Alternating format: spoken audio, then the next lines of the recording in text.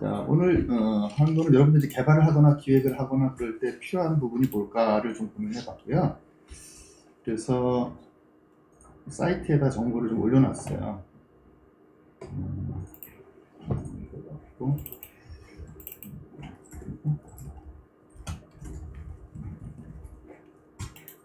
그래서 오늘 얘기하고 싶은 거는 모델을 하면서 여러분들 필요할 게 한 게 뭘까? 제일 중요한 게 자료, 모델에 관련된 정보를 찾는 게 제일 중요할 것 같아요. 모델은 오픈소스이기 때문에 여러분들 필요한 정보들은 영어만 알면, 단수 조건이 있어요. 영어만 알면은 뭐든 다 찾을 수 있어요. 왜? 거의 20년 동안 자료가 축적이 되어 있기 때문에 교육에 대해서 필요한 것, 생성하시는 모든 것들이 키워드로 찾을 수 있다 하는 거. 그리고 강좌를 갖다가 어떻게 백업하고 리스크하고 임포트 하냐, 이런 것들의 차이는 각각 무엇이냐. 그 다음에 우리가 모두에서 팀 활동이 매우 중요한데, 팀 활동이라든지 역할 같은 것들을 어떻게 정의할 수 있느냐, 그런 것들. 왜 팀 활동이 중요하냐 그러면은, 우리가 모두는 구성주의를 이용해서 된 거라고 얘기하잖아요. 구성주의에 대해서 설명하실 수 있는 분 있어요? 응? 구성주의 설명. 우리가 교육을 통해서 인류 이바지하는 사람들인데, 교육에서 항상 가장 대표적으로 얘기하는 행동주의, 구성주의, 인지주의. 이걸 설명할 수 있어야지 되죠. 그죠? 그래서 그걸 설명할 수 있어야지 돼요. 그래서 행동주의 하면은 우리가 뭐, 걔한테 뭐 이렇게 계속 반복되는 걸 했더니 걔가 반응을 보이더라. 그래서 학습은 계속 이렇게 외형적인 걸로 이렇게 반복을 하게 되면은, 이게 공부가 된다라고 생각하는 주의고, 인지주의는 그것보다도 뭔가 이렇게 정신적인, 두뇌적인 그런 기전이 있지 않느냐. 그래서 요즘 뭐 신경망이니, 뭐 신경망, 이론 학습이니, 뭐 그런 거 나오잖아요. 그래서 이제 그런 것들을 뇌의 어떤 원리, 활동, 그런 것에 주목을 한 것이 인지주의.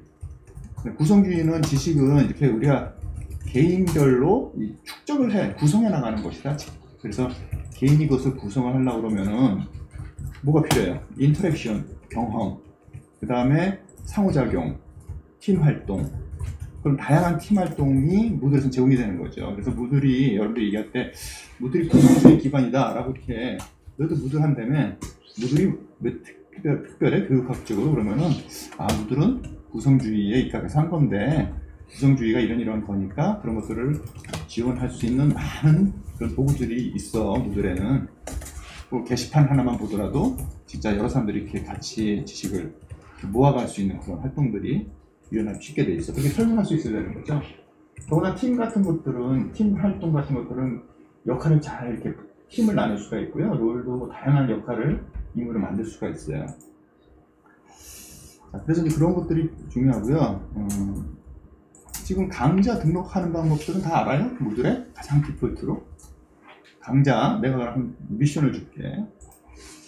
이게 지금 내가 있는 사이트가 그 사이트예요. 무들. 그래서 무들을 그냥 접속을 해서, 여기 접속을 해서 등록을 할 수가 있습니다. 이 강좌를 열어놨기 때문에. 그럼 어떻게 접속을 할 수 있을까? 무들에 가장 기본적으로 로그인을 자기가 어플라이를 해가지고 계정을 만들고 학습을 창을 따라 들어갈 수 있어요. 기본적으로 알고 있죠. 그 디폴트로 할 수 있는 거고, 우리가 커스터마이징 하는 건 어떻게 해요? 학사관리과에 있는 DB를 가져다가 동기화시키는 그런 작업들을 우리가 해주죠. 그리고 파일을 갖다가 업로드를 할 수도 있어요, 모듈에. 그래서 그런 사용자 DB를 갖다 구성할 수 있는 여러 가지 방법들이 있는데, 가장 기본적인 것은 모듈에 개인적으로 로그인을 하고 계정을 만들고, 이메일 인증 과정을 통해서 인증을 한 다음에 사용자 계정을 만들고, 그 다음에 강좌를 찾아가지고 강좌가 이렇게 열려있으면 곧바로 클릭해가지고 강좌 등록할 수 있어요. 그것이 이제 기본 모듈. 그 다음에 우리 커스터마이징 할 때는 항상 학사 DB하고 연계를 해주죠. 그래서 이제 그만 하다 보니까 모듈은 그렇게만 한다 하고 오해를 할 수 있을 것 같아. 자, 들어오고 있어요, 들? 노트하지 마. 노트하지 말고 들어. 노트하지 말고. 자, 이 사이트를 칠 수 있어요? go.gl drhn2하고 z예요. 대소 글자 구별이 있어야 돼요. 이 사이트를 갖다가 복사를 해서, 잠깐만요. 복사해서 보면 이제 사이트 곧바로 요 강좌로 연결이 되거든요. 나는 로그인이 됐기 때문에 곧바로 들어오지만 로그인이 안 됐으면은 어떻게 돼요? 네. 이렇게 들어오죠? 그렇죠? 그럼 여기서 어떻게 등록하는지 알아요? 응? 오케이. 여기 있죠?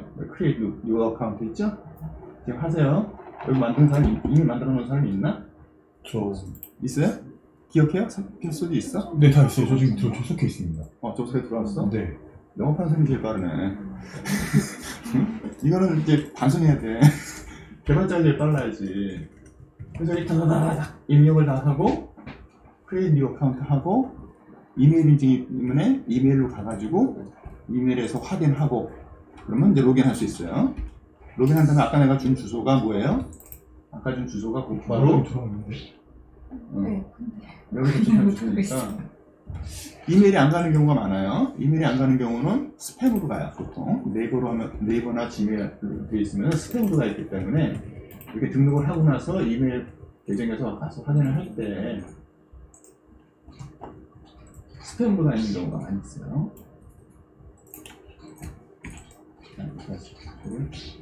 여기를 줬나? 내가 잘못 줬나? 대문자 있어야 되고요. 그다음에 투품자 있어요. 아이디는 좀 메뉴주세요. 아니요, 아이디 자기가 정하는. 여기 주소가 이거였었어야 되네, 그죠? 하여튼 들어왔어요, 지금? 들어온 사람 한번 볼까요? 자, 김민지하고 이한서. 두 사람 들어왔네. 거기 안 들어왔어. 여기 들어와서는 왼쪽에 강제 등록하기를 해야 돼. 네네. 응.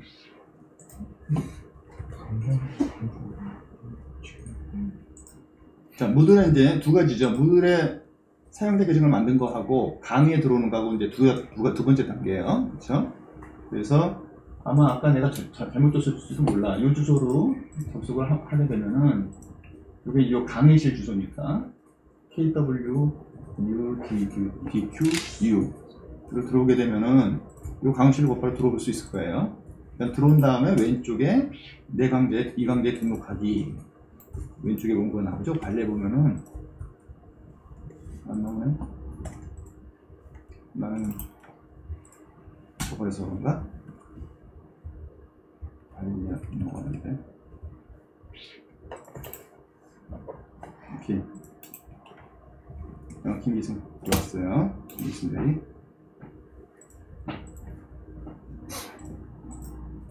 자, 안 들어온 사람 옆에 사람들이 좀 도와줘.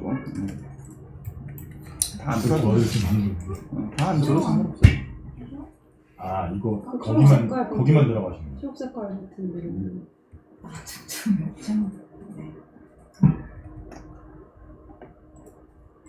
자, 그럼 저는 우리 학교가 무드를 쓰라고 10년 동안 얘기해도 우리 학교에서는 무드를 안 써서 무드 COKR을 사용을 해서 이러한 방식으로 학생들로 등록을 하라고 해요. 그래서 우리 학교가 학사 시스템하고 연동되고 무드를 구축했으면은 학기마다 다 사용자 정보가 와가지고 쉽게 들어갈 텐데 우리 학교에서 무드를 배척하다 보니까 어디 나가서 무드 전도사란 말을 못해요. 자기네 학교에서는 안 쓰면서 무드를 선전하고 다닌다고. 자, 이렇게 들어오시면은 이제 무드 과목을 다 이제 접근해서 쓰실 수가 있죠. 자, 뭐 등록 못했으면 뭐 듣기만 하세요. 지금부터 그냥 뭐 다 등록까지 한번 이게 여러분도 어떻게 들어오는지 한번 보려고 그런 겁니다. 자, 오늘 그래서 아까 다룰 내용이 무드 강의 여기서 들었던 거 마찬가지로 이런 주제들 얘기를 하고요. 그 다음에 뒤에 시간이 나면 정작 이제 중요한 게 요 차트를 좀 설명해 주고 싶어요. 이 다이어그램. 그래서 무드에서 중요한 거, 역량, 그렇죠? 배지, 학습 활동이라는 거, 로그라는 거, 그런 것들이 이제 무슨 의미가 있는지 그 유교 관계를 갖다가 좀 설명을 해주면은 개발자나 아니면 영업을 하는 사람이나 이제 뭐 얘기를 할 때 할 얘기들이 좀 있을 거예요. 그래서 이 두 개의 이제 주제가 오늘 할 핵심적인 얘기죠. 먼저 이제 자료 찾는 방법을 좀 알려드릴게요. 자료를 찾는 거는 여러분들 이제 영어를 좀 알아야 하는 단서가 있긴 하지만 뭐 영어 단어는 다 알잖아요. 회화를 못해서 그렇지. 아니면 예를 들어서 무드를 키워드로 놓고 자기가 뭐 쓸만한 단어를 집어넣으면 결과가 나와요. 가령 예를 들어서 내가 예전에 무들 같은 거에 혹시 상담을 해야 되는데 상담이 무들 플러그인으로 되어 있는 거 없을까? 뭐 그런 궁금증이 생겼어요. 그래서 찾아봤더니 이제 그런 게 나오더란 말이야. 무들, 뭐 리저베이션 이런 게 있을, 플러그인 같은 게 있을 것 같아요. 그래서 찾아보면은 디렉토리 플러그인에 무들 리저베이션이 있어요. 그렇죠? 그래서 이걸 갖다 집어넣어서 찾아서 보면 이게 어떤 뭐 하는 건지 이렇게 나온단 말이에요. 그렇죠? 그래서 이걸 이제 설치해서 쓰는데 뭐 하는 거냐? 학생들이 상담을 예약을 하고 정해진 시간에 학생들이 이제 슬롯을 집어넣으면 타임 슬롯, 예약 슬롯을 만들고 학생들이 이걸 신청할 수 있어요. 나는 무들 과목에서 상담 예약을 다 받고 그 다음에 애들 들어오면 거기다 상담 일지까지 다 봤어. 그러면 다 관리가 되는 거잖아요. 그래서 생각할 수 있는 거의 모든 것들이 있다라고 보면 돼요. 그래서 난 이걸 유용하게 쓰는데 보통 이걸 보면 또 연세대학교 예전에 한번 구축할 때 보니까 상담 모듈이 필요하다. 그래서 그걸 다 개발을 하더라고. 근데 이렇게 플러그인으로 되어 있는 것은 우리나라 사람들이 별로 안 좋아해. 자기들이 또 원하는 게 있어서 꼭 그걸 맞추다 보면은 또 개발을 해야 되게 하는데 나는 이게 써도 큰 문제 없던데 꼭 우리나라 사람들은 이렇게 개발을 이쁘게 해서 해야 된다고 이렇게 하더라고요. 그리고 또 이거 중에 예전에 이제 문제 중에 하나가 무들 퀴즈를 갖다가 쓰는데 퀴즈를 여러 선생님들이 같이 만들어서 공유하고 싶어. 과목 간에도. 근데 무들 퀴즈를 만들면은 과목 간에 공유가 안 돼요. 그냥 자기가 만든 퀴즈들만, 자기가 소속되어 있는 과목들만 퀴즈가 공유가 되지, 다른 그 선생님들이 만든 퀴즈하고는 호환이 안 돼요. 그럴 때는 모든 퀴즈 내용들을 갖다 자기가 가져다 쓰고 문제를 구성하고 싶을 때 어떻게 하냐 그래서 고민을 좀 했었는데 그때는 무들을 나오고 혹시 무들에 퀴즈 쉐어하는 기능이 있을까? 이렇게 집어 키워드잖아요. 키워드만 이렇게 집어넣으면은 How to teach a share question between courses. 코스를 넘어서 다른 코스를 가르치는 사람들끼리도 코스를 공유할 수 있단 말이에요. 수학 A반, 수학 B반, 수학 C반이 다 다른 선생님이 가르쳐서 자기들이 막 만들어서 쓰고 있는데 각각의 사람들이 만든 그 문제들을 가져다가 뭐 나는 삼각함수 내면은 너는 뭐 미적분 문제 냈지? 그럼 서로 같이 쓰자. 그러면은 그게 안 돼요. 지금 기본으로는. 이걸 갖다가 쉐어 기능을 하는데 이걸 클릭해서 들어가게 되면은 여기에 그런 방법들이 쭉 전체적으로 나와 있죠. 그래서 롤을 만들고 뭐 그다음에 그 롤을 어떻게 해서 정해서 하면은 퀴즈를 공유할 수 있다. 그래서 구글이 바로 무드예요. 무들이 그렇게 오픈소스고 거기에 대한 자료들이 다 20년 동안 다 축적이 되고 구글이 또 그런 키워드를 다 관리를 했기 때문에 원하는 거의 모든 것들은 여기에서 구할 수가 있어요. 그리고 사실 다큐멘트 중에서도 이렇게 해보면 구글 다큐멘트 사이트가 바로 이 사이트인데 무들 다큐멘트 사이트가 다큐멘트가 좀 필요하다. 집어넣으면 무들 다큐 있잖아요. 여기 아마 여러분들이 보내줬죠? 여러분들한테 여기 보면은 매뉴얼이 다 있어요. 다큐멘트 매뉴얼, 그 다음에 또 여기서 이제 플러긴도 연결되는 플러긴 사이트도 다 있고, 그래서 플러긴도 검색을 해보면은 뭐 1000몇 개 플러긴 중에서 다 용도에 맞는 거 다 찾을 수 있고 그렇다는 얘기죠. 그래서 여러분들이 뭐 한 달을 고생할 걸 여기서 5분 동안에 찾아낼 수가 있다는 얘기죠. 그런 문제들을 다 해결할 수가 있으니까 이런 것들을 잘 활용해서 업무에 쓰는 것이 제일 좋은 방법일 것 같아요. 자, 그래서 이제 그런 것들 잘 활용하시면은 좋을 것 같고요. 스탯도 한번 볼까요? 무들도 여러분들 무들 스탯은 다 알죠? 무들 스태티스티칼. 그래서 무들을 왜 써야 되느냐? 무들 스태티스티칼도 여기 잘 나와 있어요. 무들 통계. 항상 이제 우리가 자랑스럽게 얘기하는 거죠. 무들 230여 개 나라에서 쓰고 있고요. 사용자 이렇게 많고 퀴션 뭐 코스 이렇게 많이 있어요. 전 세계적으로 이렇게 쓰고 있죠. 그래서 요즘 블랙보드하고 뭐 캔버스가 많이 쓰인다 그렇지만 그건 북미에서만 뭐 거의 비슷하게 시장을 갖다가 분할하고 있고 북미를 벗어나서 나머지 5대양 6대주 다른 곳에서는 무들이 압도적이에요. 항상 무들이 뭐 거의 점유율이 70-80%. 왜? 오픈소스에다가 기능이 좋기 때문에 항상 그런 것들 우리 강점이죠. 그래서 여기 있는 나라가 전부 다 제가 갈 수 있는 나라들이에요. 왜 무드 컨설팅이 필요하면은 제가 무드를 한 20년, 15년 정도 썼는데 그걸 막 쓰다 보니까 요즘 이제 OECD 사업 보면은 이제 해외에서 다 쓰면은 무드를 쓴단 말이죠. 그래서 이렇게 쓰면 좋아. 그리고 갈 수 있는 나라들이에요. 그래서 니카라과도 갔었고, 뭐 콜롬비아도 갔었고, 동남아도 거의 대부분 쓰죠. 동남아도 베트남, 미얀마, 뭐 아프리카도 루안다 그런 데들이 다 무드를 써요. 그래서 여러분들이 쓰고 있는 도구들이 이거 쓰고 마는 게 아니라 전 세계적으로 쓸 수 있는 거. 이거 한번 또 갖고 가면은 평생을 갖다가 쓸 수 있는 그런 도구라는 생각들을 가지고 쓰시는 게 좋을 거다 말씀드리고 싶고요. 자, 그래서 강좌 이제 맨 처음에 제가 만들 때는 강좌를 갖다가 백업하고 리스토어하고 임포트를 해요. 저는 개인적으로 쓰다 보니까 이렇게 다 일일이 해야 되고, 아마 학교에서 커스터마이징 할 때는 강좌를 갖다 예전에 있던 것도 다 백업해서 다 셋업을 해주거나, 아니면 빈 강좌들을 갖다가 새학기 강좌를 다 이름만 해서 빈 강좌를 만들어 주거나 그런 과정을 거치죠. 저는 이제 개인적으로 하기 때문에 강좌를 내가 만들고 관리 잡아놓고, 그 다음에 거기다 셋업을 다 하고, 옛날에 있던 강좌들을 가지고 다시 또 백업 받아서 리스토어하기로 하고 이렇게 하죠. 여기서 리스토어하고 임포트가 차이점이 뭔지 설명할 수 있는 사람이 있어요? 강좌를 갖다가 사용할 때 리스토어하고 임포트 두 개 기능의 차이.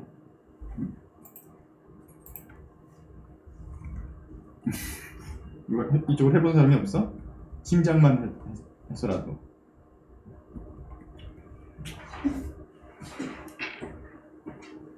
자, 백업, 리스토어, 임포트 차이를 설명해 줄게요. 여기 가시면은 왼쪽에 항상 백업, 복구가 있잖아요. 그렇죠? 아, 이거 강좌 관리 들어가면은 해당 강좌에서 백업, 복구, 가족 세 가지가 있잖아요. 그렇죠? 그래서 백업은 뭐냐 하면은 말 그대로 강좌를 백업을 시키는 거죠. 그래서 백업을 실행하면은 서버 파일에 압축 파일이 하나 만들어지는데, 그 강좌의 모든 내용을 담은 압축 파일이 만들어져요. 서버에. 그렇죠? 그럼 그 강좌를 복사하고 싶으면은 이 서버에 있는 파일을 또 하나 풀어가지고, 강좌를 갖다가 이렇게 압축했으면 이걸 풀어가지고 새 강좌를 갖다가 만들 수가 있어요. 동일한 강좌를. 그렇죠? 다 서버 사이드에서 작업이 다 되는 거죠. 그렇죠? 그래서 이제 백업은 지금 하고 있는 강좌가 있으면 이것에 zip 파일을 갖다 서버에다 생성하는 과정이다 라고 생각하면 돼요. 지금 백업이. 그럼 이렇게 해놓은 것들을 다른 무들 서버에다 설치하고 싶다. A 서버, B 서버, 다른 학교. 그럼 요거 갖다가 다운로드 받아서 여기다가 다시 업로드를 하면 되겠죠. 그렇죠? 그래서 그렇게 쓰면 되고, 여기서 이제 이렇게 만들어 놓은 걸 가지고 새 강좌 이렇게 뜨는 과정. 이건 뭐예요? 이게 백업이었으면 이것이 이제 리스토어, 복구가 되는 거예요. 백업하고 리스토어. 근데 임포트는 뭐냐? 임포트는 한 강좌를 쓰다가 이 강좌에서 다른 강좌에 있는 임의의 내용들을 갖고 오고 싶을 때 선택해서 갖고 올 수 있어요. 그렇죠? 그래서 임포트하고 리스토어하고는 그렇게 다르다. 리스토어는 백업으로부터 강좌를 다시 복구하는 과정이고, 임포트는 지금 있는 강좌의 내용을 다른 강좌의 액티비티를 추가해서 가져올 수 있는, 말 그대로 임포트 기능이다 하는 거죠. 그래서 뭐 여기 뭐 인터페이스만 간단하게 설명해 줄게요. 백업 인터페이스 들어가게 되면은, 그렇죠? 보통 뭐 어떤 것들을 다 이 강좌에 어떤 내용들을 백업하고 싶느냐 선택을 하고요. 그다음에 마지막으로 점프 뭐 단계가 많이 있어요. 중간중간에 보면은 뭐 질문을 포함하고, 활동을 선택했기 때문에 어떤 활동은 빼고 어떤 활동은 가져가고 뭐 이렇게 할 수가 있는 거죠. 그래서 다 하고 최종으로 가면은 최종 파일에서 이제 zip 파일을 갖다 떨구는 거예요. 그래서 서버에다 만들어 주는 거죠. 서버에다 만들어 놓으면은 이제 그걸 갖다가 복구하기로 가서 복구하기로 이제 들어가게 되면은 이런 파일들이 아까 백업으로 해가지고 다 만들어 놓은 거예요. 그렇죠? 아까 백업을 해서 만들어 놓은 것들이 이제 리스토어에 들어가면 다 나타나고, 그래서 이제 복구를 딱 누르면은 그 강좌가 하나 복제가 돼서 만들어지는 거죠. 복제가 돼서 이제 만들어지는데, 다른 학교에 가서 쓰고 싶다. 그럼 여기 내려받기. 압축 파일을 내려봤거든요. 내려받아서 다른 학교에 복구에 가가지고 여기다 업로드를 시키면 되겠죠. 그럼 여기 파일을 갖다가 디스크에 담아서 다른 데 가서 거기다가 업로드를 해서 리스토어를 할 수 있게 되죠. 그런 식으로 이제 거치게 되는 거고요. 여기에 또 아까 가족을 이렇게 누르면은 그렇죠? 강좌를 선택을 해요. 다른 강좌를 선택하고 거기서 필요한 활동들을 클릭해서 그것들을 갖고 올 수가 있죠. 그래서 뭐 선생님이 세 명이 만든 강좌가 있는데 그 중에 필요한 것들이 퀴즈도 있고 동영상도 있고 뭐도 있다. 그러면은 그것들을 다 항목으로 가져올 수가 있는 거죠.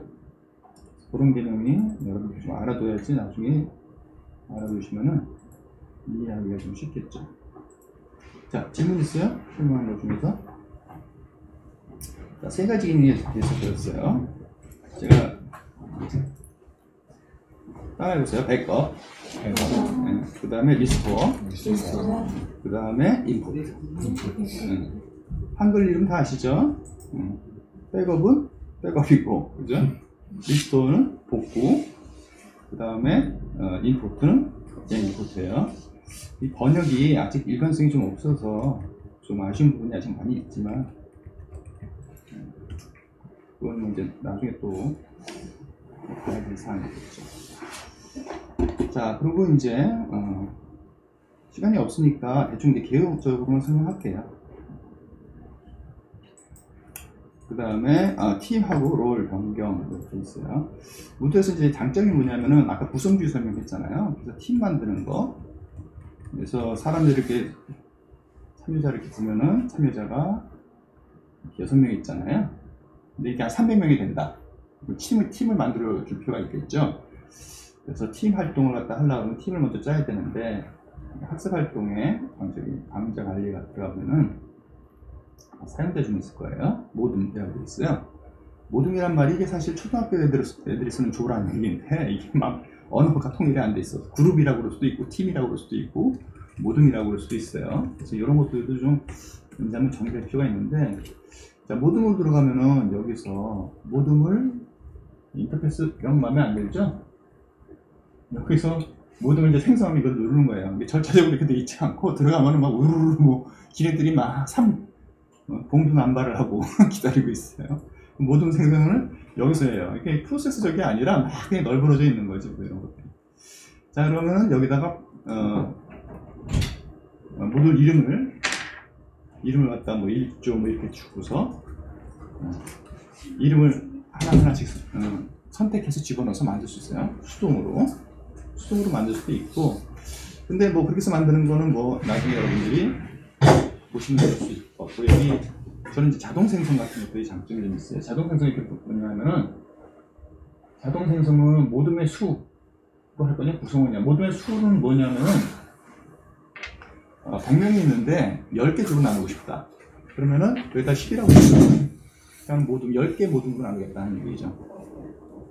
그 다음에 여기를 모둠당 구성원 수로 하면은 10명 단위로 만들겠다는 소리야. 200명이면 10명 단위로 짜게가지고 그러고, 숫자는 어떻게 집어넣어요? 숫자는 여기서 보면은 이게 자동으로 들어가는 거예요. 이름을 주면은 모둠, 여기 알파면은 A, B, C, D 순서로 나가고요. 샵이면은 1, 2, 3, 4 이렇게 나가는 거예요.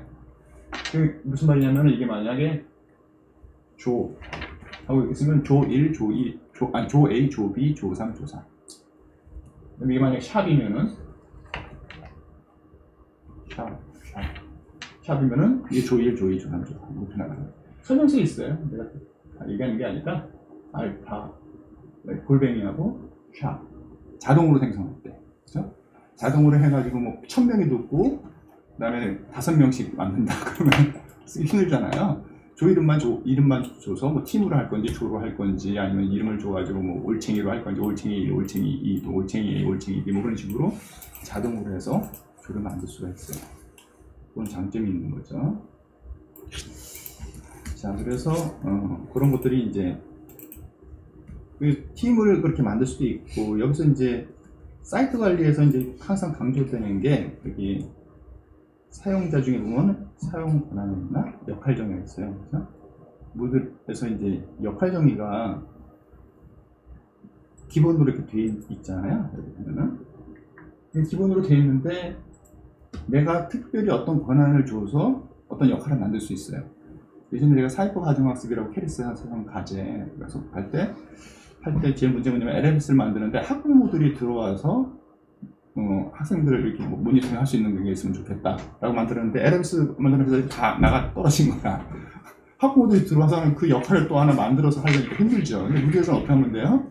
무대에서는 상속을 받는데 뭐 학생 권한을 상속받거나 또는 선생님 권한을 상속받아서 거기서 액션을 취하는 기능들만 다 죽여버린 거죠. 뷰만 할 수 있게. 이제 그런 식으로 접근이 가능한 거예요. 그래서 롤 디파인을 얼마든지 해서 그 롤에 따라서 사람을 만들면은 그 역할을 가진 사람은 특별한 역할만 하는 거죠. 뭐 어떤 특정한 종류의 활동들은 접근할 수가 없고 또 어떤 특별한 종류의 그 조치는 취할 수 없고 뭐 그런 것들을 다 할 수가 있고 그런 것들이 이제 상속 개념으로 움직이기 때문에 롤이 중요하다 하는 거죠. 롤을 갖다가 어떻게 활용할 수 있다 하는 걸 아주 좋을 것 같아요. 자 여기까지 또 질문 하품. 그러면 이제 내가 질문이 없으면 질문을 해야 내가.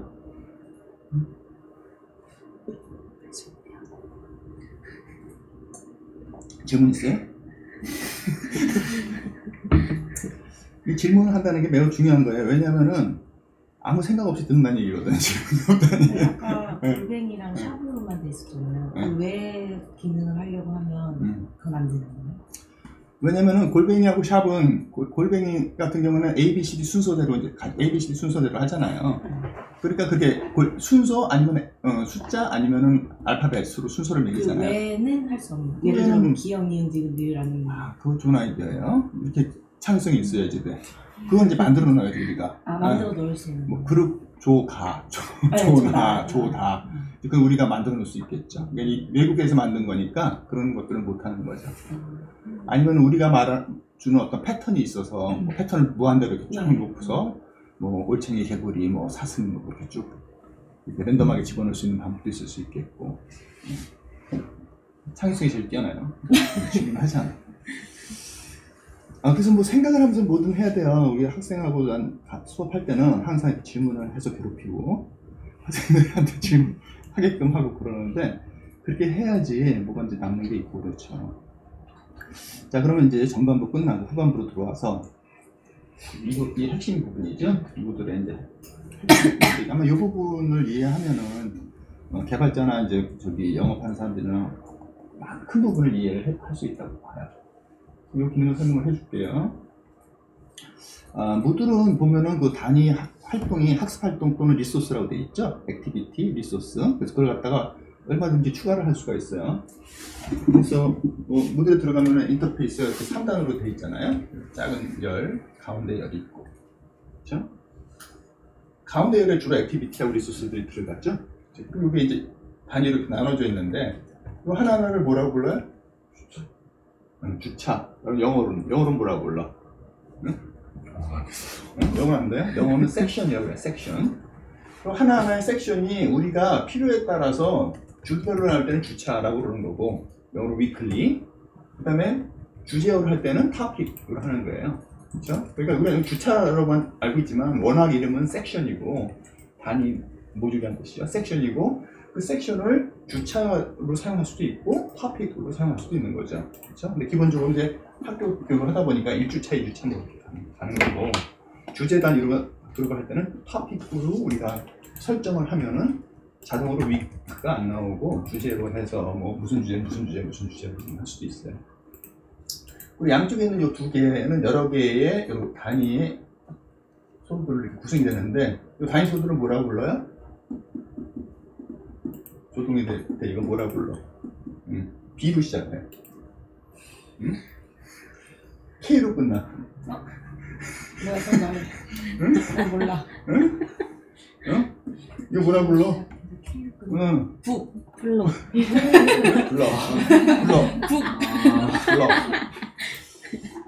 블럭이에요. 블럭이라고 개발할 때 다 쓰잖아. 그러니까 여러분들 그러면 플러그인 개발할 때 블럭 형태로 하느냐, 뭐 하느냐 얘기하잖아요. 양쪽에 너덜하게 있는 거는 실제로 주차의 액티비티나 리소스하고 상관없이 옆에 이렇게 단위 기능들로 들어가 있어요. 보조 기능들이에요, 주로. 그래서 내비게이터도 들어가고, 어떤 경우에는 뭐 활동들만 모여서, 특별한 활동들만 모여서 보여주기도 하고, 최근 활동들을 보여주기도 하고, 그 다음에 무슨 저기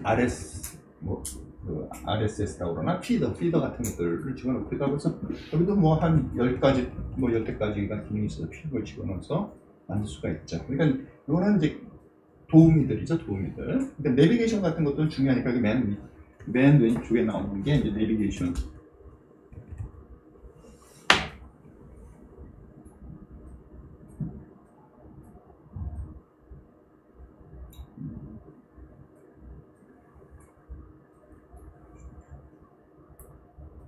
여기서 보시면은 내비게이션 제일 중요해. 찾아가기 있죠. 내비게이션도 블럭으로 되어 있고, 관리도 블럭으로 나오고, 포럼 검색 이런 것도 다 블럭으로 다 되어 있단 말이죠. 그래서 이 블럭도 개인 차원에서 지우거나 위치 이동하거나 커스터마이징 할 수 있고요. 아니면은 학교에서 만들어서 다 픽스를 시킬 수도 있어요. 이걸 잘 픽스 시키면 한국형으로 만들 수도 있죠. 보통 보면 이거 너좀 편하고 이쪽 블럭, 이쪽 컬럼을 없애버리고, 그 다음에 이쪽에 이거 하나만 살리고 메뉴만 이렇게 딱 붙어 있는 것처럼 하면 한국식 엘리멘트처럼 보일 수 있죠. 그죠? 그래서 그런 아이디어를 좀 유저 인터페이스 하는 사람들이 연구를 하면 괜찮을 것 같아요. 자, 그래서 그런 구조로 돼 있고요. 이 가운데 들어가는 것들은 이제 아까 섹션마다 이제 활동을 추가할 수 있잖아요. 여기 이제 편집하기를 하면은 이제 활동 추가 이런 게 나타나요. 그래서 우리나라 옛날에 LMS 문제는 선생님이 들어가는 인터페이스하고 학생이 들어가는 인터페이스하고 완전히 달라요. 어드민처럼 선생님이 들어갈 때 어드민처럼 되는 경우가 있는데, 무들은 똑같아요. 선생님하고 학생들이 들어가서 보는 인터페이스가. 그래서 내가 항상 이거 설명할 때는 선생님은 단지 열쇠가 있을 뿐이다. 그렇죠? 교무실이나 학생방이나 방이 다르진 않잖아요. 방은 다 똑같고, 열쇠가 있어서 선생님들은 교무실 들어갈 수 있는 거고, 학생방도 들어갈 수 있는 거고, 학생들 방, 여러분 학생방밖에 못 들어가잖아요. 그래서 학생하고 선생님 인터페이스가 굳이 다를 필요가 없을 것 같아요. 선생님이 되면은 들어가면 열쇠가 필요할 경우 들으면 선생님만 접근할 수 있는 열쇠들이 쭉 생기는 거죠. 학생들이 뭐 고치기 이런 거 보면 안 되잖아요. 그 다음에 누르면은 뭐 이런 거 쭉 할 수 있는 거, 선생님만 할 수 있는 거. 그래서 이런 액티비티를 집어넣을 수 있는 것도 이런 활동 추가 자료에서 보면은 요거 이제 생기고, 각각 섹션마다 이것도 다 집어넣을 수가 있는 거죠. 근데 이런 액티비티하고 리소스들이 너무 많아서 사람들이 이제 번거롭게 생각을 하죠. 저 같은 경우에는 사실 이 중에서 쓰는 게 한 4가지 정도밖에 안 써요. 많이 안 써요. 그래서 이것 때문에 죄의식을 느끼는 교수들이 많이 있어요. 이렇게 많은데 난 이 중에서 2개밖에 안 써. 그리고 죄의식을 느끼니까 나중에 배타적이 되는 거죠. 무들 나빠. 그리고 오히려 더 안 좋은 것 같아요. 재주가 많아서. 그래서 여기 보면 다 액티비티인데, 위에는 액티비티라고 부르고 아래는 리소스라고 불러요. 리소스는 여기 보면 아시겠지만 정적인 거, 자료들이죠. 진짜 리소스 자료라고 하니까 뭐 파일, 폴더 이런 것들은 자료들이고요. 위쪽에 포럼, 퀴즈 이런 것들은 활동이잖아요. 액션이 들어가는 부분들이니까. 그래서 액티비티와 리소스로 구성이 돼서 그런 요소들이 섹션으로 구성이 된다 하는 거죠. 자, 여기서 이제 그런 것들을 염두에 두시면은 이게 액티비티들이라고 부를 수 있어요. 액티비티 앤 리소스지만 그냥 액티비티라고 그냥 할게요. 다. 그래서 각각의 액티비티들이 쭉 이렇게 구성되어 있잖아요. 이거 코스 A, 코스 B. 그렇죠? 코스 A도 액티비티들이 있고 코스 B에도 액티비티들이 있어요. 근데 무드의 특징은 뭐냐면은 이런 액티비티, 또 몽뚜껑 그려서 액티비티라고 볼게요. 이 액티비티들이 각각의 완료 조건을 가질 수가 있어요. 그래서 completion이라고, 액티비티 completion.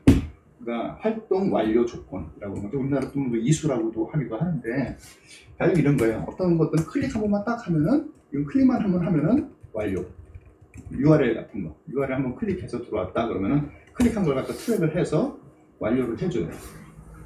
그리고 게시판 같은 것들은 클릭만 해서 들어와도 되고, 또는 더 원하면은 게시글을 3개 이상 달면 완료. 그렇게 할 수 있어요. 그래서 제가 초기에는 학생들한테 자기소개 게시판이라고 하는 포럼을 만들고, 그 포럼에서 자기가 소개글로 하나 올리고 다른 사람들 보고 답글로 3개를 달아서 총 4개의 답글이 올라야지 완료가 된다 라고 얘기를 해주죠. 그럼 애들이 들어와서 열심히 자기 거 쓰고 그 다음에 또 다른 애들도 보고 답글을 달아줘요. 친한 척 하면서. 그럼 이제 내기가 되면은 완료가 되는 거죠. 그럼 그때마다 이제 완료가 되는 거예요. 그러니까 다 퀴즈 같은 거는 그 클릭만 해도 되지만 또 거기다가 뭘 넣을 수 있겠어요? 점수 이상. 어떤 80점 이상 받아야지 완료가 된다. 그런 걸 집어넣을 수가 있다는 얘기죠. 그래서 그런 상상할 수 있는 것들이 다 모듈에서는 돼. 그 액티비티별로, 리소스별로 다 있어요. 리소스는 뭐 거의 다 뭐 클릭만 하면은 그런 거하기 가치가 없지만은 액티비티들은 점점 더 전문스럽죠. 뭐 퀴즈는 점수, H8P도 점수 있을 수 있고, 뭐 상호평가는 댓글 수, 뭐 그런 것들이 다 들어가서 보면은 정의를 할 수가 있는 거죠. 그래서 그 액티비티들을 갖다가 이를 다 이런 식으로 완료할 수가 있고요. 액티비티들의 조건을 걸어서 그 코스가 완료된다는 조건을 걸 수가 있어요. 그래서 어떤 액티비티들을 완료했을 때 이 코스는 완료했다고 할 수가 있다. 자동으로. 근데 그건 이런 거 쓰는 사람 별로 사실 없어요. 우리 커스터머 제이 이런 거 별로 쓰는 사람 별로 없을 거야. 그렇죠? 이런 것들을 이제 보급을 해서 잘 쓰게 하고 코스를 자동화하고 이제 교육이 잘 되게끔 해야 되는데, 사실 학교에서는 선생님들도 그렇고 다들 바빠서 이렇게 하는데 신경 쓰지 못하고 그냥 정량적으로만 모든 일들을 처리를 하죠. 그래서 이것들이 완성되면 이것이 완성되게 할 수가 있고요. 또 이 코스들이 완성되면은 이 코스들에 따라서 특정 어떤 역량이 완성되게 할 수가 있어요. 그렇죠? 그래서 지금 역량이라는 말이 나오면은, 역량이라는 말이 이제 코스라는 말하고 어떻게 매핑되느냐 좀 헷갈리잖아요. 역량하고 코스하고는 여러분들은 모델이 코스 기반이죠. 그렇죠? 그러니까 코스가 여기 한 10개가 있다. 근데 우리가 이제 역량은 또 있을까요? 역량 중에 보면은 뭐 말 잘하는 역량, 커뮤니케이션 역량, 커뮤니케이션 역량이 있고, 그 다음에 뭐 또 어떤 거 있어요? 역량이 리더십 역량, 뭐 이런 거 자주 나오는 몇 개 쭉 있잖아요. NCS에서 보면 많이 있고 그렇잖아요. 근데 이게 커뮤니케이션을 하기 위해서 커뮤니케이션 과목을 만들고 리더십을 위해서 리더십 과목을 만들어요? 보통 안 그렇죠. 그런 경우도 있지만 대충 보면 커뮤니케이션이라는 것들이 이렇게 산재돼서 있을 수가 있어요. 그렇죠? 그럼 여기 있는 것도 리더십 부분하고 연결될 수도 있고. 무슨 말인지 알겠어요? 그러니까 이 링크가 원투원이 아니란 말이죠. 멀티 투 멀티로 이렇게 되니까. 이런 걸 컴피턴시를 이렇게 강의하고 연결을 해서 모델에서 만들어 볼 수가 있어요. 그래서 그런 것들이 모델에서 시스템적으로 지원을 한다는 얘기죠. 그래서 컴퓨터식 프레임워크라는 게 있어서 이 프레임워크에서 이런 역량을 쭉 설원을 할 수 있어요. NCS 같은 것들도 여러분들이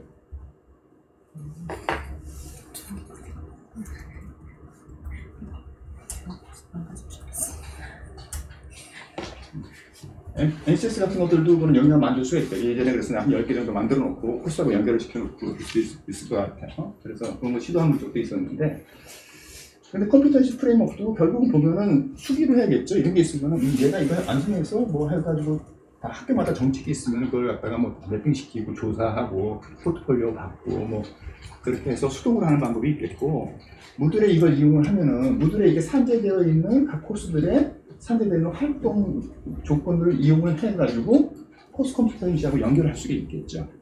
그래서 컴퓨터시하고 무들의 완료 조건하고를 연결을 해가지고 역량 부분하고 연결을 자동화시킬 수가 있어요. 그런 것들이 가능하고요.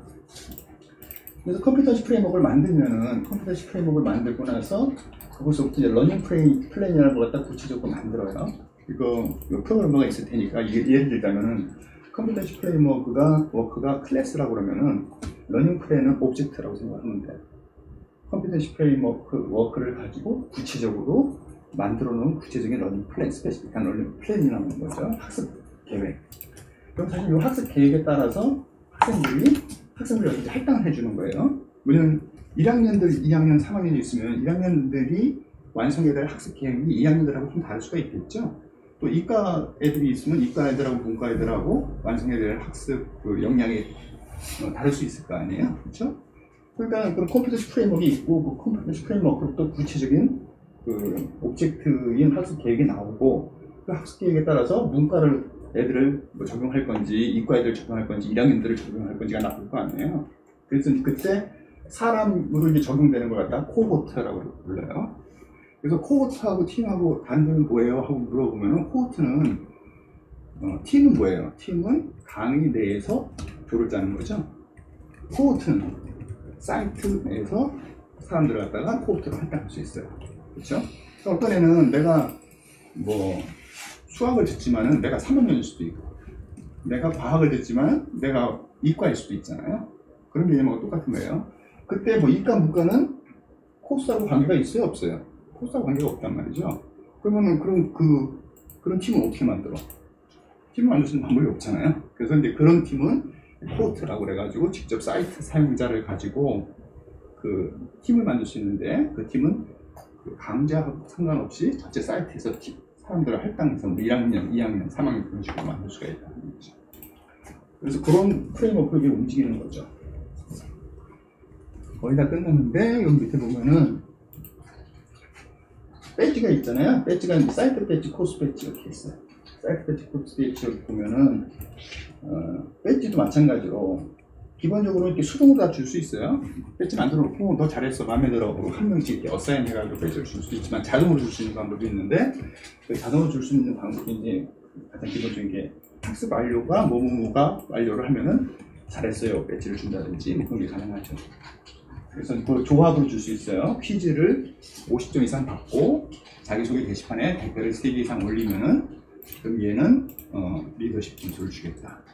리더십 배지를 줄 수 있다. 그래서 이런 배지를 갖다가 코스 안에서 만들 수가 있고 사이트 전체에서 줄 수도 있겠죠. 사이트 전체를. 사이트 전체에서 주는 거는 선생님이 줄 수도 있지만은 주로 이제 교장 선생님이라든지 어드민이 줄 수 있는 거죠. 그래서 보면은 여기 들어가서 보게 되면은 사이트를 여기 보면 배지가 여기 있는데 강좌 배지가 있고, 그죠?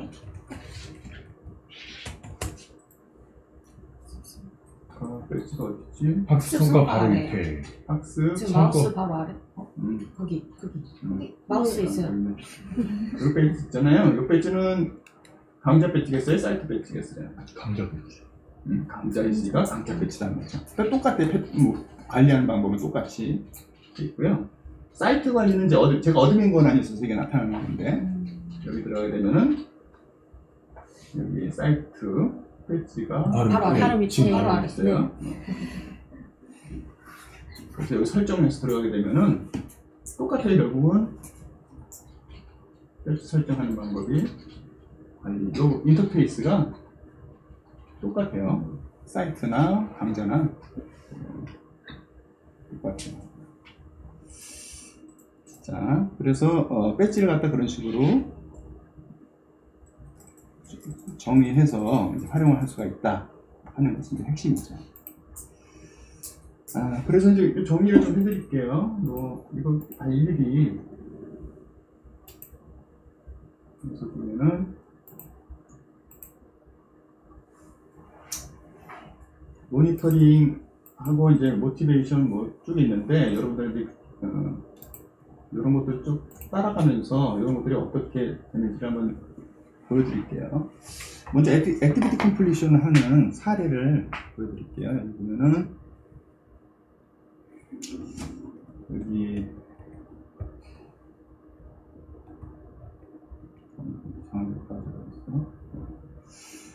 여기 보게 되면은 각각의 이제 액티비티에 아까 저거를 넣을 수 있다고 이렇게 얘기했잖아요. 학습 완료 조건을. 그래서 이걸 만들 때 이미 넣었지만 여기 들어가가지고 시험지 관리 퀴즈에서 설정을 보게 되면은 이 활동에 대해서, 퀴즈 활동에 대해서 설정하시는 여러 가지 조건들이 쭉 있어요. 그렇죠? 너무 많아가지고 사람들이 모두를 싫어해요. 이렇게 보면 이제 활동 이수, 요게 이제 컴플리션. 그래서 들어가게 되면은 여기 있죠. 지금 현재 잠겨져 있는데 조건을 충족시키면 자동으로 활동 이수를 표시한다. 한 3가지 조건이 있어요. 첫 번째는 자기가 그냥 클릭을 해서 내가 공부하면서 이거 봤어, 이거 봤어, 이거 봤어 그렇게 자기가 완성하는 게 있고, 조건에 의해서 하는 게 있고. 그래서 이제 조건을 갖다가 걸어두게 되면 이렇게 하고, 조건 중에서 하게 되면 이런 조건들이 이제 뜨게 되는 거죠. 그래서 열람을 꼭 해야 된다. 그럼 열람을 누르고 성적을 꼭 받아야 된다. 그럼 이 퀴즈에서 성적을 꼭 받아야지 완료가 되게끔 하고, 그다음 패싱 그레이드가 있고, 패싱 그레이드는 내가 다른 데서 설정을 했을 거예요. 강의 점수가 80점 이상이 돼야지 완료가 된다. 이런 식으로 각각의 활동에서 활동 일수를 설정을 하실 수가 있는 거죠. 그렇죠? 네. 저희가 하다 궁금한 게 있었는데 어차피 지금 보고 있는 건 관리자 한 명이잖아요.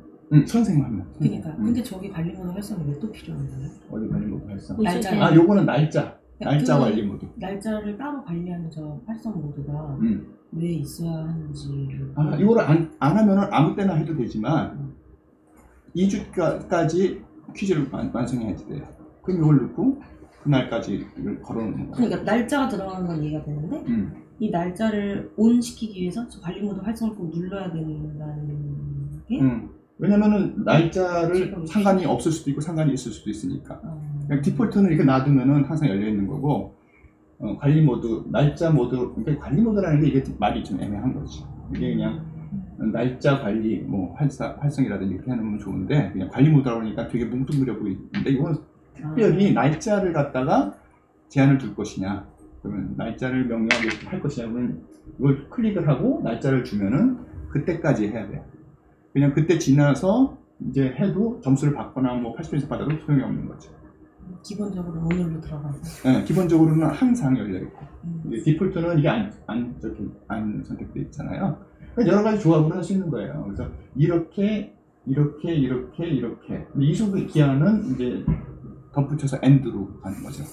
이 기간 내에 이 위에 것들을 해야 된다 라는 식으로 그렇게 이해를 하시는 거죠.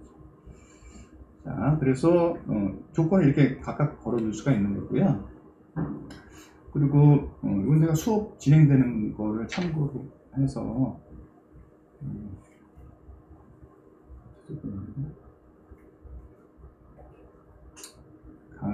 전기 수업에서 쓰는 걸 보여줄게요. 여기 이제 제가 수업에서 보면은 이제 그럼 학습 완료가 된 거 어디서 확인할 수 있느냐? 그럼 여기 보고서에 학업 완료라고 있어요. 근데 학업 완료, 학습 완료 이게 막 헷갈려. 그쵸? 통일해야 되는데 영어로 하면 activity completion인데 우리나라 말로 학습 완료, 학업 완료 이런 것도 통일이 안 돼 있어. 아마 이거는 지금 그 공개 버전이라서 우리가 한 건 아닐 거예요. 이거 다 나오죠? 그래서 보면은 다 요 학생이 요것들을 다 완료를 한 거예요. 그래서 확인을 할 수 있는 거죠. 그래서 여기 보면은 이제 자기소개 게시판은 여기 같은 경우에는 이제 댓글을 4개씩 다 남겼다는 게 확인이 되는 거거든요. 그래서 학습 완료 같은 것들을 이렇게 다 확인이 가능하다 하는 거죠. 그리고 이제 액티비티 컴플리션 그거고요. 그거하고 별도로 이제 모든 성적이 발생하는 내용들은 다 얼로 취합이 돼요. 그레이드로 다 취합이 돼서 그레이드로 가면은 또 그 해당되는 내용들은 그쪽으로 다 점수가 도달이 다 돼 있죠. 점수 관리의 성적이죠. 성적에 가면은 얘들이 이제 다 성적 받은 것들이 너무 많아서 너무 오랫동안 그냥 복제하다 보니까 안 쓰는 활동들도 있고, 그래서 전기 개요 퀴즈 같은 것들 점수 받은 거, 그다음에 이거 H5P 내용들 이렇게 있죠. 그래서 H5P는 모듈 플러긴이죠. 그리고 가서 보게 되면은 동영상 같은 거 갖다 놓고 학생들한테 이거 들으라고 그러고 제가 중간중간에 문제를 넣어놔요. 그럼 학생들이 H5P로 쭉 뭐 듣다가 쭉 여기 가면 질문이 딱 떠요. 이렇게 식으로 두면 돌발 퀴즈를 넣어서 하는 거죠. 그래서 학생들이 뭘 공부를 하다가 중간에 뭐 이렇게 산만해질 위험이 있으면 그런 것들을 쭉 주기적으로 집어넣어서 이것도 점수로 해서 점수로 해서 다 취합이 되기 때문에 이런 것도 확인이 가능하는 거죠. 그리고 아까 얘기했던 배지는 여기서 이제 학생들 다 배지 만들어서 1주차 참 잘했어요 배지를 만들어 놨는데 여기 보면 이제 여기 있죠? 이 주체 참 잘했어요. 학생활동 20개를 먹을 수 있네.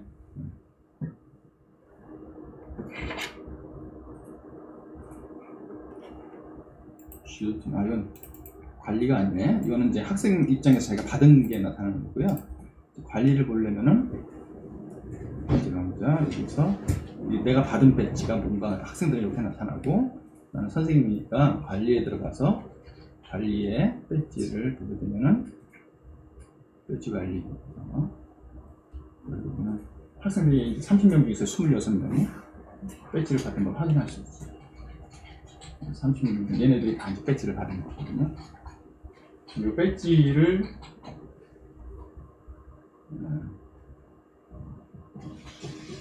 이런 식으로 이제 활용을 할 수가 있어요. 그래서 게이미피케이션이란 말 많이 하잖아요. 게이미피케이션 할 때는 우리가 볼 때 별 쓰여져 있는 것 같은데 여기 항상 배지가 나와. 학생들은 또 이걸 재밌어 한다고 그러더라고요. 이거 액티비티, 프로포지션 그 정도. 그 다음에 우선 이제 샘플을 보여주려고 했던 것 중에 하나가 뭐 코드러너 같은 것들. 코드러너 이제 한인대학교 설치했잖아요. 그거는 이제 코드를 설치를 하면은 그 코드를 돌려서 입력 주고 출력 받아서 유닛 테스트 하듯이 해서 코드를 제대로 짰는지를 퀴즈로 확인할 수 있어요. 그런 게 시간이 뭐 저거 하니까 여기까지 해서 마무리시도록 할게요. 궁금하신 거 더 질문 있어요? 교수님 이 포트폴리오도 잠깐만 보여주시면 안 될까요? 마하라? 마하라. 마하라는 요즘 내가 거의 안 쓰고 네, 개념적인 부분만. 마하라 지금 거의 안 써서 내가 이제 포트폴리오 지금 살아있는지는 모르겠네. 포트폴리오를 연결하면은 이거 볼게요.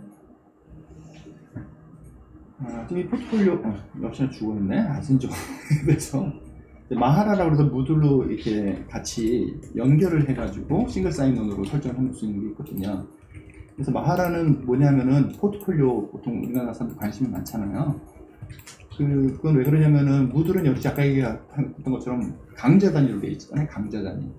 그런데 학생이나 선생은 강좌 단위로 중요한 게 아니라 내가 관리하는 모든 자료가 필요한 거죠.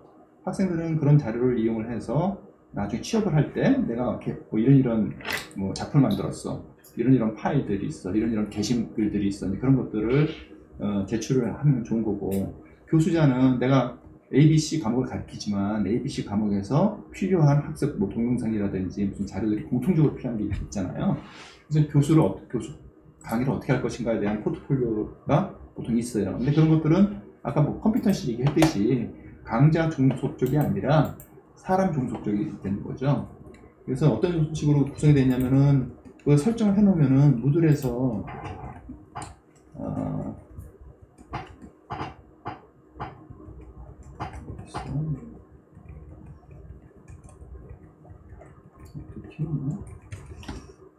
들어가게 되면은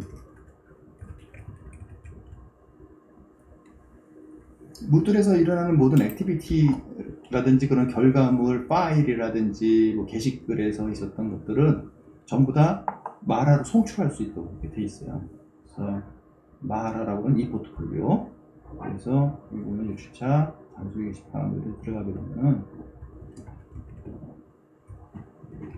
이거는 포트폴리오에 내보내기 있잖아요. 여기 자동으로 생기는 거예요. 설정을 해놓고 연결을 하면은 그럼 포트폴리오에 자기 게시글도 올릴 수 있는 거죠. 게시글을 한번 이렇게 만들어서 왜요? 살면서 가장 슬펐던 입대요. 가장 성공적인가 가장 기뻤던 일이 제대한 날. 그래서 이제 자기소개 이런 것들도 포트폴리오에 내보내면은 조작해지는 거지. 그래서 여기는 뭐 게시글 같은 것들은 게시글도 이게 사실 보면은 HTML로 구성을 하면 그럴듯하게 내용이 되는 거거든요. 여기다가 또 첨부하면은 어사인먼트 과제 제출하는 데는 과제들이 쭉 올라가잖아요. 그럼 그 과제도 다 보낼 수가 있어요. 게시글도 보낼 수 있고. 그래서 이런 자료들을 한 군데로 다 모을 수가 있죠. 그래서 마을에서 그런 것들을 다 모아서 자기의 무슨 소개서 같은 거 쓸 때 그런 파일들 링크하고 그다음에 홈페이지도 거기서 만들 수가 있어요. 그 홈페이지를 이력서 형식으로 홈페이지를 드래그 앤 드롭을 쉽게 구성을 하고 링크를 갖다 주면은 선택적으로 필요한 사람들만 볼 수 있게 그렇게 할 수 있어요.